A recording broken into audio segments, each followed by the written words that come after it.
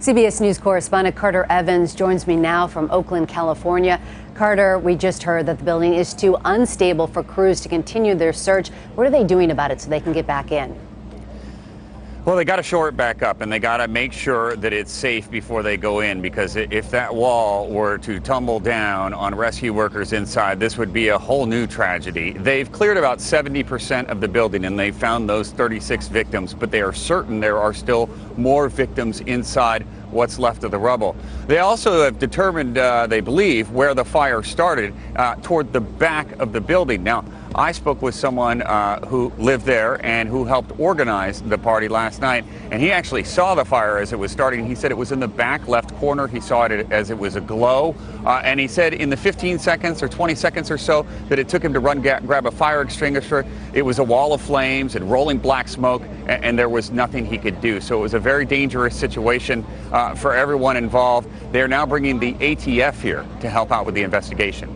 Carter, what floor was that on? We heard you during the press conference saying that some of the people were trapped on the second floor and they couldn't get out. Yeah, so a lot of people were trapped on the second floor, and one of the reasons for that is there was only one way up. It was a wooden staircase, a makeshift staircase in some senses. The platform was a wooden pallet, and once that staircase burned, there was no way anyone could get out.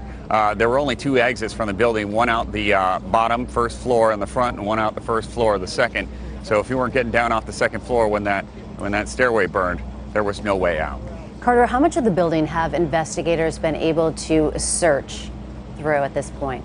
So they've been through about 3/4 of it at this point, and that means they're going through with buckets, and they're filling buckets with debris and moving it out in a bucket line hand by hand. And when they come across human remains, they tell me everything stops. Everything stops, the bucket line stops, and they clear the area around those remains, do the investigation, remove the body, and then the cleanup and search continues. It is a very slow, methodical search. Slow and painstaking. As they alluded, there will be more bodies recovered. Any idea how long it will take to recover the remaining bodies?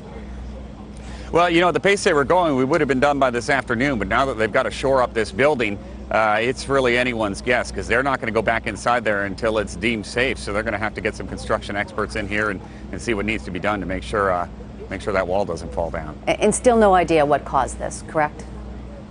Still no idea on a cause of this fire. You know, I asked the individual who was living there, who saw the fire just after it started, what could have caused it.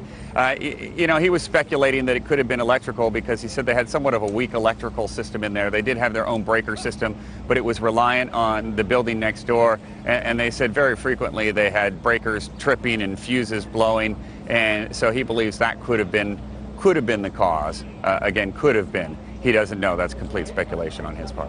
All right. Carter Evans for us in Oakland, California. Thank you so much.